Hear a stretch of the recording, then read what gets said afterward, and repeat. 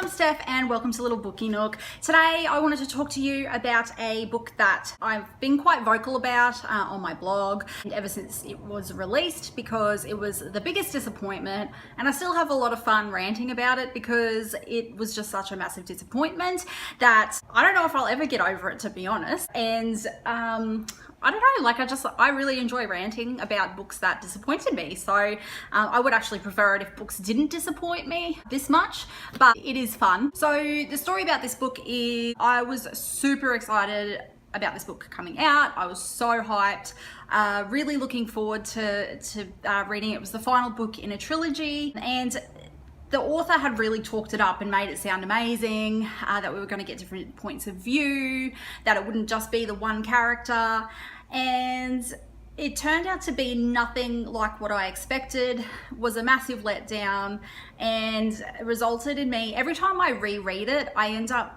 going on Goodreads and changing my rating. It keeps decreasing every time I read it. I should probably stop reading it, but I'm a completionist, so I have to finish the book. So if I want to read the second book, which is my favorite. The book that I'm talking about today is A Court of Wings and Ruin by Sarah J. Maas. The only book that I really like in this series is the second book. This is a series is about Feyre, who is a human, and she's brought into the Fey world because she kills a Fey wolf. The first book is like a Beauty and the Beast retelling. Court of Mist and Fury is my favorite. It is such a great book. There's amazing character development in it, and I think Sarah J. Maas is really good with character development, I find, and I think that's where a lot of her strength lies, and that's why A Court of Mist and Fury was amazing. So at the end of that book, I was so excited about A Court of Wings and Ruin, and you know, it was coming out a year later, so you know, not much time to wait, so which is awesome. So this book is 699 pages, and it's a mess. It is one of the biggest messes I think I've ever read. And you know, I've read quite a few books now, so I think I can say that wholeheartedly. The first issue I had with this book was the anti-climax of Feyre being in Tamlin's court. So I felt she was very petty and just an overall annoying character. Like, she just, all the things she does, she doesn't think about the consequences of them. She comes across so selfish, and she pretty much does whatever she can to destroy this man. And like, yes, he did some shitty things to her, but then she wasn't that great to him either.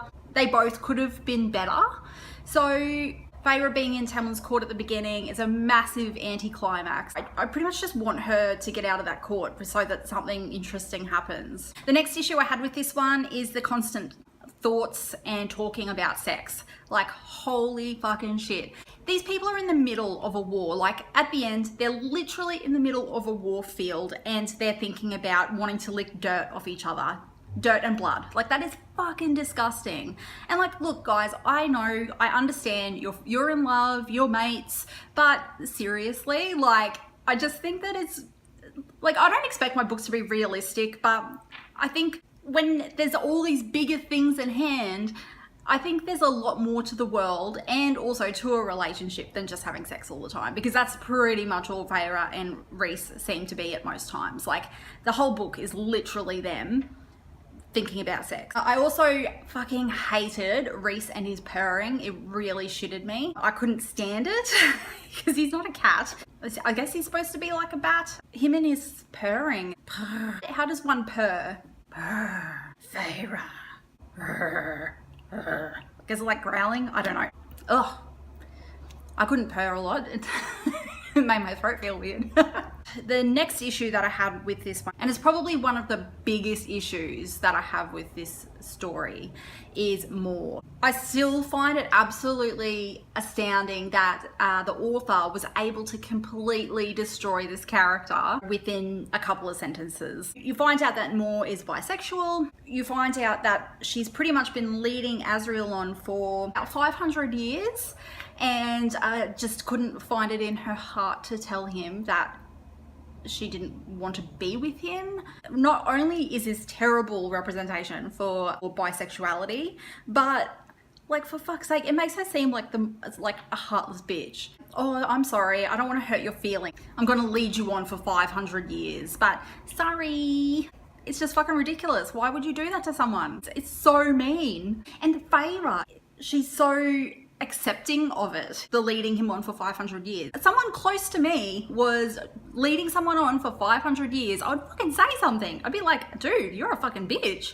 It just doesn't make any sense. It's horrible. I guess I can see that Sarah J Maas wanted to include diversity in her books, but it's something that she really needs to work on so fucking bad. Sarah J Maas is always going to have her stands. Like, there are always going to be people who absolutely adore her and will read anything she writes. Like, she could literally write fart on a piece of paper and people would scream over it and cry, and then they'd probably draw fan art over it. But I think the best way to actually have more fans is not by alienating so many different groups of people, because that's what she does with her book. The next issue that I had with this book, we got 2 points of view. Reese got 2 chapters, one at the beginning and one at the end, and they were fucking pointless. And then Feyre the whole way through, and you're so fucking sick of her. All she does is moan about how great Reese is. Oh, he's so great. Oh my god, he's purring.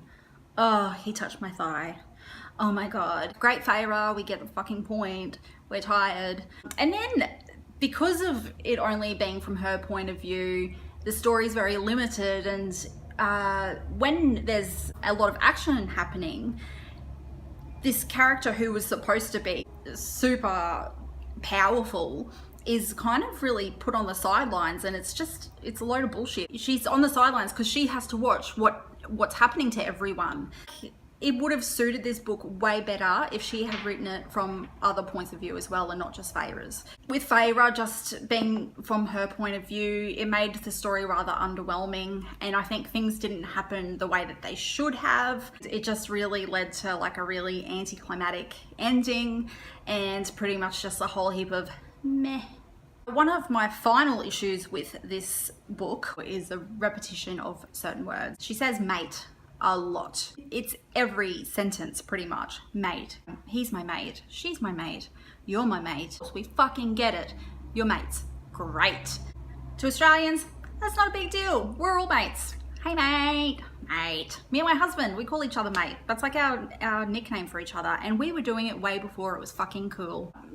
This book overall was a massive disaster. When Sarah J Maas put off the release of Kingdom of Ash, while it hurt my soul because I wanted to know what the fuck was happening to Aelin, I think it was such a great idea for her to do that, because when you can tell that A Court of Wings and Ruin was pushed so that she could get something released, and her writing suffered because of it. The story suffered. I think she lost a lot of fans because of this book, because people were like, what the fuck's happening with your writing, love? Like, you're supposed to be getting better, not worse. The more you write, the better you're supposed to get, apparently. I think her writing has definitely gotten better since this book, and I think that she has taken on board the constructive criticism, because Kingdom of Ash, like, I absolutely loved that book. I thought it was amazing.